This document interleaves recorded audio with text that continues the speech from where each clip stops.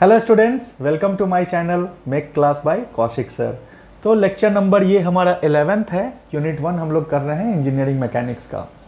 तो पिछले क्लास में हम लोगों ने रिजल्टेंट निकालना सीखा था रिजोल्यूशंस के थ्रू, यानी फोर्स को कैसे रिजॉल्व करके हम लोग रिजल्टेंट फाइंड करते हैं, उसके बारे में हम लोगों ने सीखा था, जो बहुत ही ज़्यादा इम्पॉर्टेंट है आपके एग्जामिनेशन पॉइंट ऑफ व्यू से।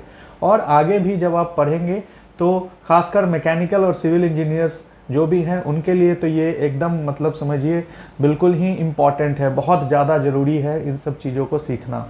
ठीक है, अब अगला जो लेक्चर है, आज का जो लेक्चर है हमारा, वो लेक्चर है moment of a force and Varignon's theorem. ये एक इम्पॉर्टेंट कॉन्सेप्ट है, इसको समझना बहुत ज़रूरी है। तो हम लोग स्टार्ट करते हैं पहले मोमेंट ऑफ ए फोर्स से, कि मोमेंट ऑफ ए फोर्स क्या होता है। तो ये है हमारा मोमेंट ऑफ ए फोर्स। इसको पहले हम लोग डिफाइन करेंगे, फिर हम लोग एग्जाम्पल से समझेंगे। ठीक है, तो ये क्या बोलता है? ये हमें बोलता है it is the turning effect. क्या है ये? एक इफेक्ट है, एक एहसास है, टर्निंग, यानी ये टर्न करेगा, गोल गोल घूमेगा। कैसे घूमेगा? तो प्रोड्यूस्ड बाय अ फोर्स, यानी कि एक बल के द्वारा ये क्या किया जाएगा? उत्पन्न किया जाएगा। यानी बल लगेगा तो क्या करेगा? गोल गोल घूमने लगेगा, टर्न करने लगेगा। On the body on which it acts, यानी बल जिस भी बॉडी पे लगेगा उस बॉडी को वो घुमाना शुरू कर देगा। ठीक है, एक टर्निंग इफेक्ट प्रदान करेगा, एक टर्निंग इफेक्ट प्रोड्यूस करेगा। समझ रहे हैं बात को? नेक्स्ट पॉइंट में आते हैं। It is equal to the product of the magnitude of the force. क्या बोल रहा है? कि ये बराबर होता है प्रोडक्ट ऑफ, यानी गुना। प्रोडक्ट ऑफ का मतलब क्या हो गया? गुना। किसका किसका गुना करेंगे? तो मैग्नीट्यूड ऑफ द फोर्स, यानी फोर्स का, बल का जो मान होगा, मैग्नीट्यूड होगा। अब इसमें एक चीज है, including it's nature of rotation, यानी कैसे रोटेट करेगा। अभी हम लोग आगे देखेंगे कि वो रोटेशन किस तरह से होगा। रोटेशन का मतलब हो गया या तो आप ऐसे घूम रहे हैं या तो आप ऐसे घूम रहे हैं। ठीक है, तो यदि घड़ी की सुई जो है जिस दिशा में घूम रही है वैसे अगर आपका बॉडी घूम रहा है उस फोर्स के वजह से, तो उसको हम लोग बोलते हैं क्लॉकवाइज, यानी क्लॉकवाइज मोमेंट। तो फोर्स अगर हम प्रोडक्ट कर रहे हैं, गुना कर रहे हैं, तो वो क्लॉकवाइज हम लोगों को देखना है कि वो क्लॉकवाइज घूम रहा है उस फोर्स के वजह से या एंटी क्लॉकवाइज घूम रहा है। इसीलिए हम लोगों ने including it's nature of rotation यहाँ पे लिख दिया है। और वो जो मैग्नीट्यूड ऑफ द फोर्स है वो किससे गुना होगा? तो गुना होगा and the perpendicular distance from the point, यानी कि परपेंडिकुलर दूरी कहाँ से? तो पॉइंट से, उस पॉइंट से जिस पॉइंट के about which the moment is required, यानी जिस पॉइंट के अबाउट मोमेंट की ज़रूरत है, वहाँ से हम लोग उसकी दूरी लेंगे, फोर्स की दूरी लेंगे। अगर फोर्स की दूरी नहीं मिलती है तो उसके लाइन ऑफ एक्शन तक की दूरी लेंगे। ठीक है, ये थोड़ा सा आपको समझ नहीं आ रहा होगा, तो हम लोग इसको एक एग्जाम्पल से समझते हैं। ठीक है, सो ये हमारा एक एग्जाम्पल है। इसको मैंने आपके लिए और भी सिंपल कर दिया है कि मोमेंट यदि निकालना है तो आपको क्या पता होना चाहिए? फोर्स पता होना चाहिए और परपेंडिकुलर डिस्टेंस, यानी परपेंडिकुलर दूरी होना चाहिए।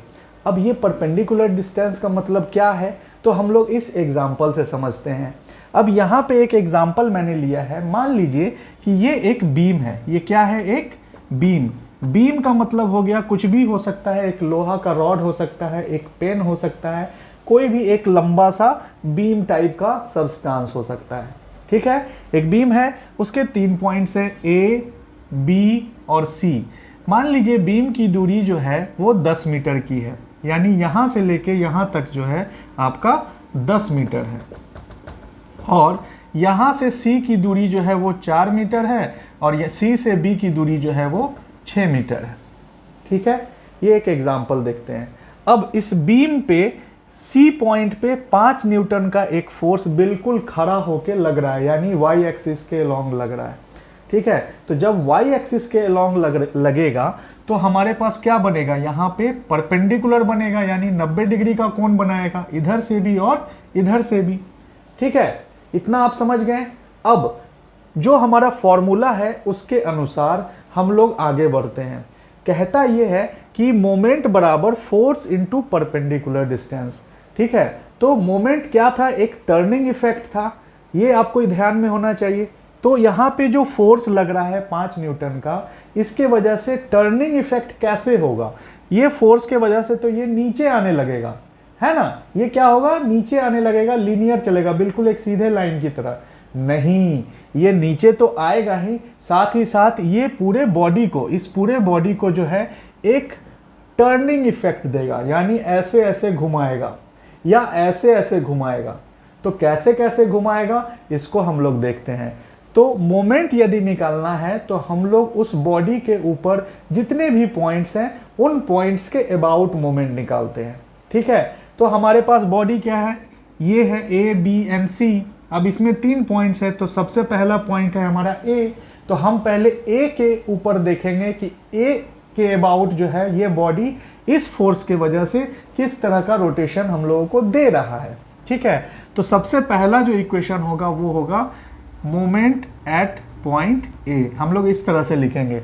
अच्छा, यदि एक से अधिक फोर्स है तो हम लोग समेशन का साइन लगाएंगे। क्या साइन लगाएंगे, समेशन का।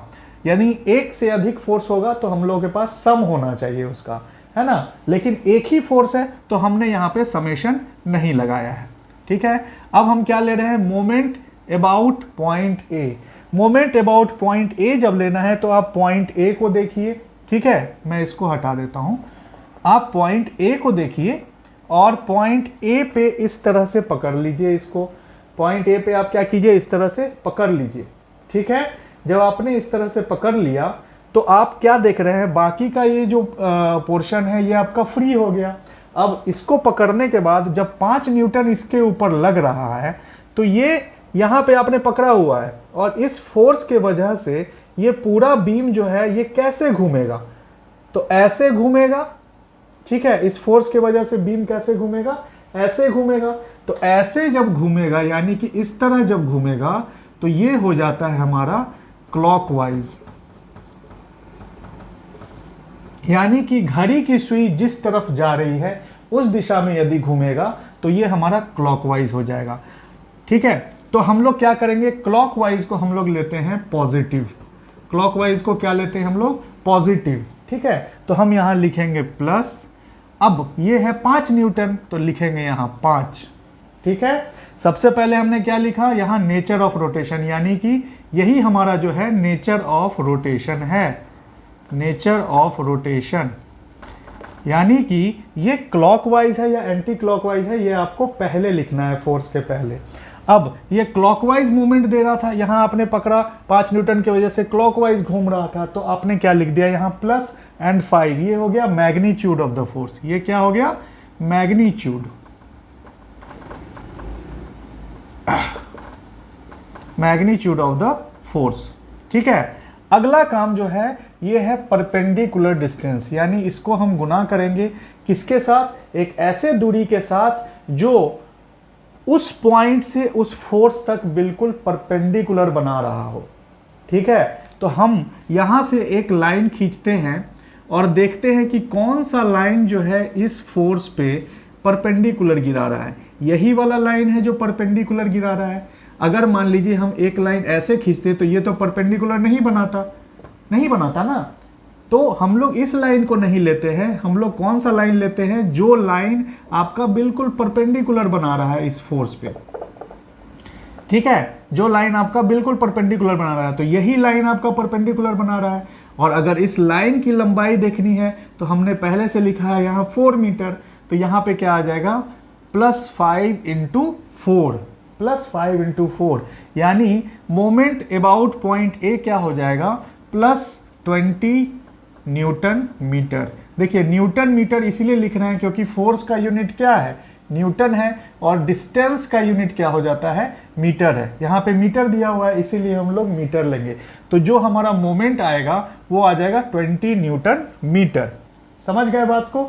अब हम लोग आ जाएंगे पॉइंट बी के ऊपर। ठीक है, तो पॉइंट बी के ऊपर जब आएंगे तो हम लोगों को क्या देखने को मिलेगा, मैं यहाँ पे बनाता हूँ मोमेंट एट पॉइंट बी।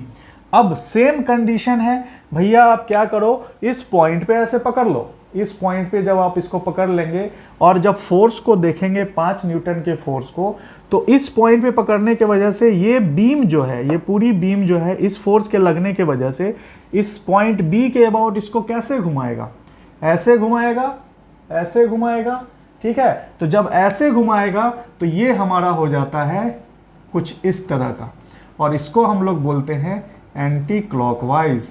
क्या बोलते हैं? एंटी क्लॉकवाइज, यानी कि घड़ी की सुई के विपरीत दिशा में यदि घूम रहा है तो ये हमारा एंटी क्लॉकवाइज मोमेंट हो जाता है।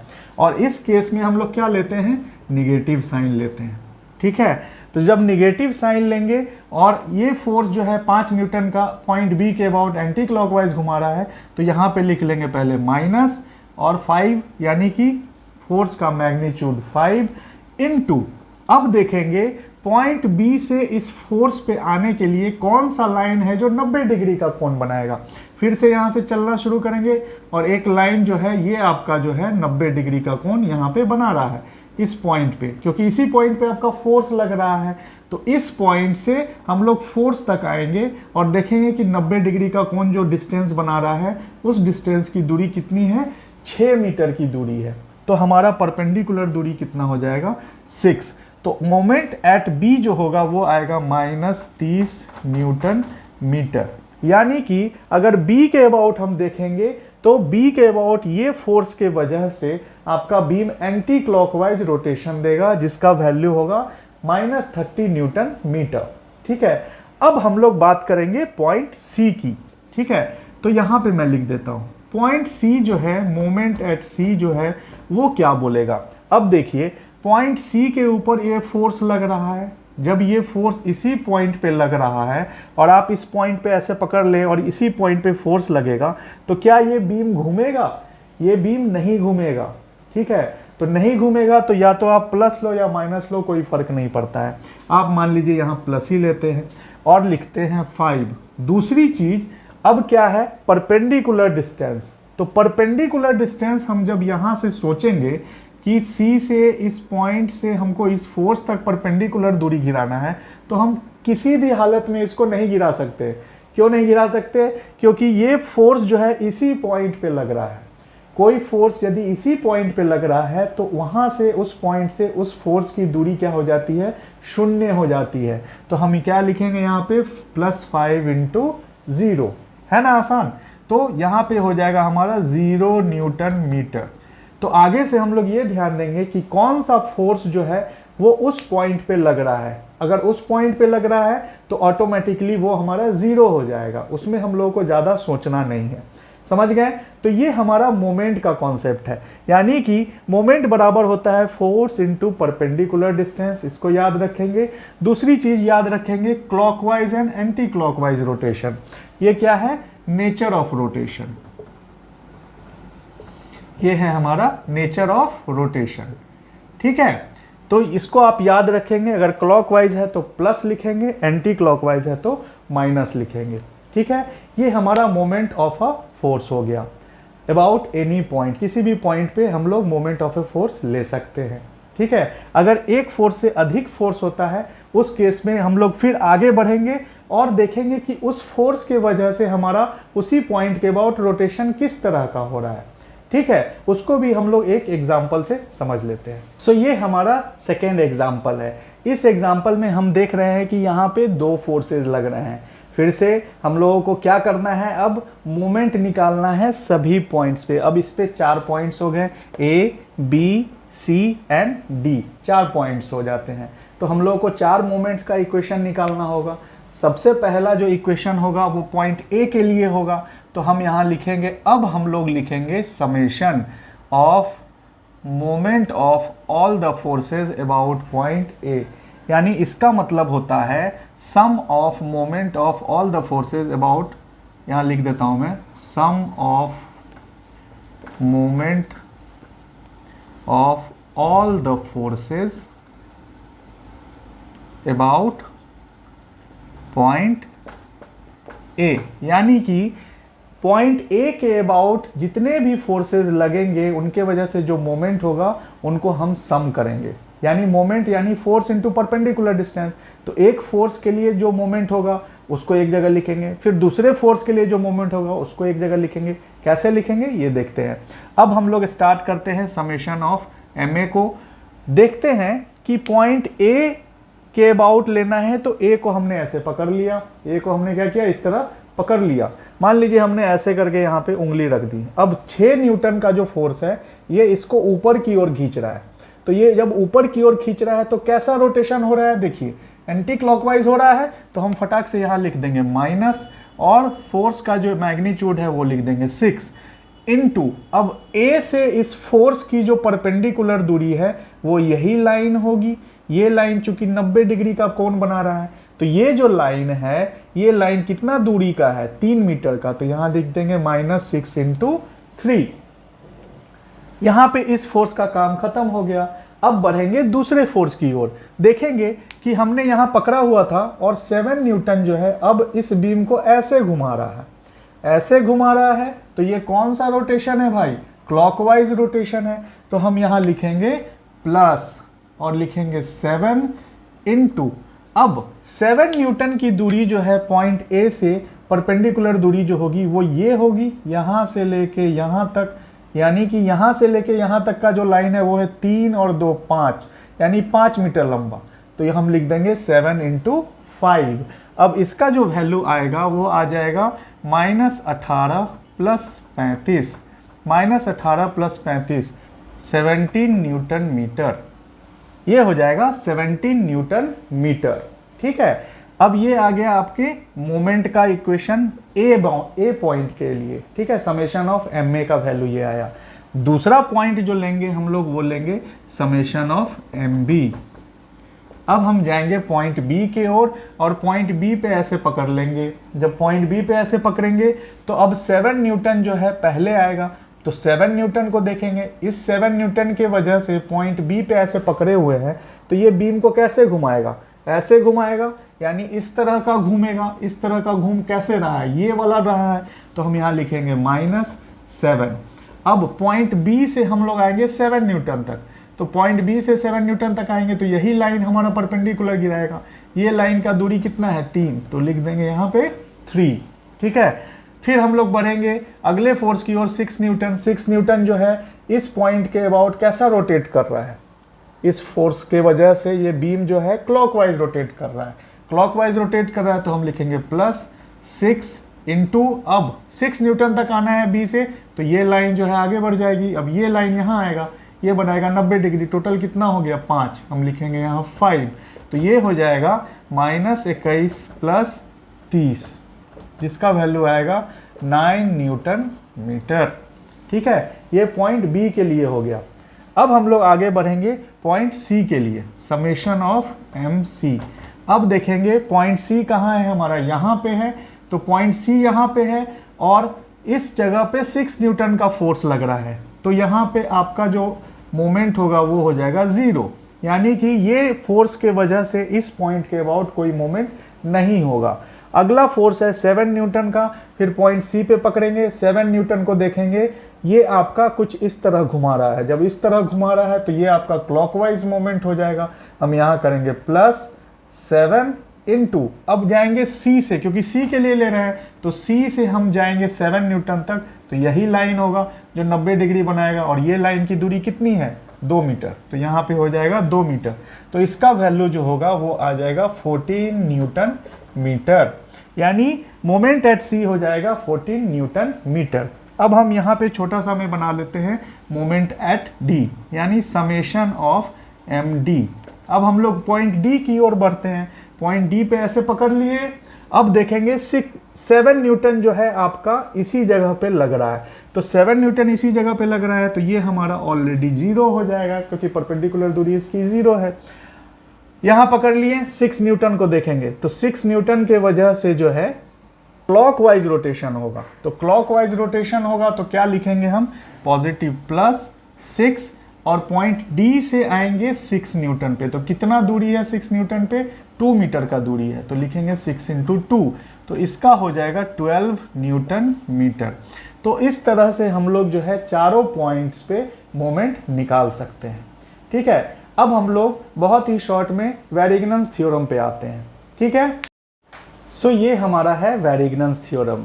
अब वैरिगनन्स थ्योरम जो है इसको हम क्या बोलते हैं, वैरिगनन्स प्रिंसिपल ऑफ मोमेंट्स भी बोलते हैं या लॉ ऑफ मोमेंट्स भी बोलते हैं, क्योंकि मोमेंट का कुछ नियम है जो इसके अंतर्गत आता है। इसने जो है नियम दिया था, वैरिगनन एक कोई साइंटिस्ट थे, उन्होंने ये नियम दिया था।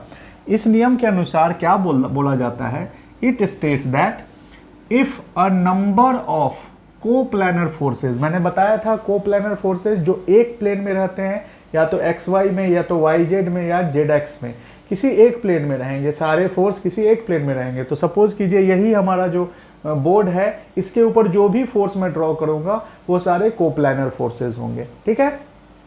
इफ अ नंबर ऑफ, यानी कि बहुत सारे coplanar forces are acting on a particle, किसी वस्तु पे वो जो है एक्ट कर रहे हैं, ठीक है, then the algebraic sum of moments of all the forces, क्या बोल रहा है, algebraic sum of moments of all the forces, यानी उस पे जितना भी फोर्स लग रहा है उसका हम यदि मोमेंट लेंगे और उनको एक दूसरे के साथ जब जोड़ेंगे तो क्या होगा, किसी भी पॉइंट के अबाउट, यानी अबाउट एनी पॉइंट, वो किसके बराबर होगा, is equal to the moment of their resultant, यानी जो फोर्सेस लग रहे थे उनका जो भी रिजल्टेंट होगा अकेला सिंगल, वो उसी पॉइंट के अबाउट जो मोमेंट देगा वो उसके बराबर होगा। अब इसको हम लोग एक एग्जाम्पल से समझते हैं।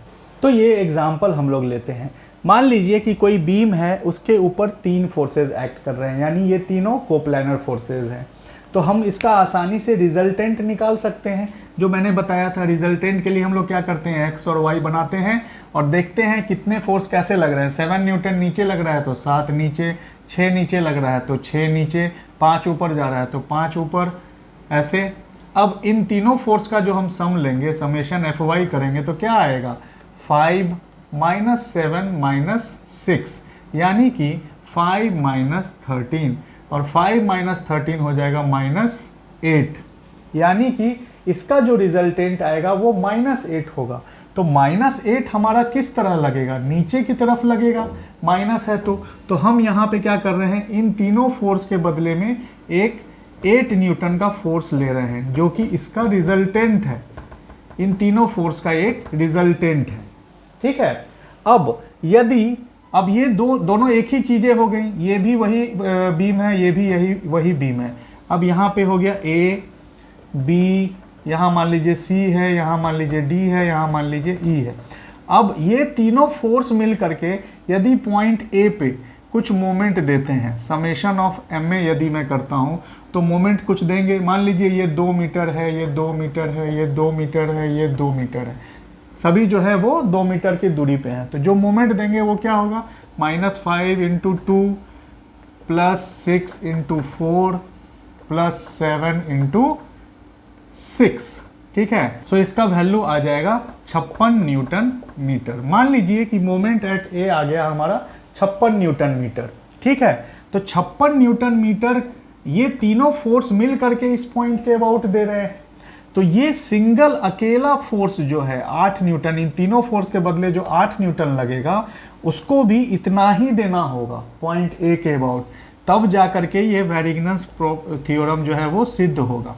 यानी कि इस केस में अगर हम मोमेंट एट ए लेते हैं तो यहाँ भी ये देखेंगे 8 न्यूटन की वजह से क्लॉकवाइज है, तो 8 × अब यहाँ से जो दूरी होगी 56 लाने के लिए कितनी होनी चाहिए, 7 मीटर की होनी चाहिए, तो ये आ जाएगा 7, तो ये आ जाएगा आपका 56 न्यूटन मीटर, ठीक है। ये वैरिगनन्स थ्योरम यही बोलता है कि अगर तीनों फोर्स या 3 से अधिक या मतलब बहुत सारे फोर्स अगर किसी पार्टिकल पे एक्ट करते हैं तो उनका जो मोमेंट होगा किसी एक पॉइंट के अबाउट, वो अकेला मोमेंट दे देगा उनका रिजल्टेंट उसी पॉइंट के अबाउट। समझ रहे हैं बात को, वैरिगनन्स थ्योरम हमारा यही बात कहता है। ऐसे ही हम लोग हर एक पॉइंट्स पर इसको चेक कर सकते हैं, ठीक है। तो आई होप कि ये क्लास आपको समझ में आई होगी, थोड़ी लंबी है पर बहुत ही लाभकारी है, बहुत ही इम्पॉर्टेंट है आपके एग्जामिनेशन पॉइंट ऑफ व्यू से। तो आप इसको आराम से रोक के भी देख सकते हैं, ठीक है। तो मिलते हैं हम लोग अगले लेक्चर में, तब तक अपना ध्यान रखिए, धन्यवाद।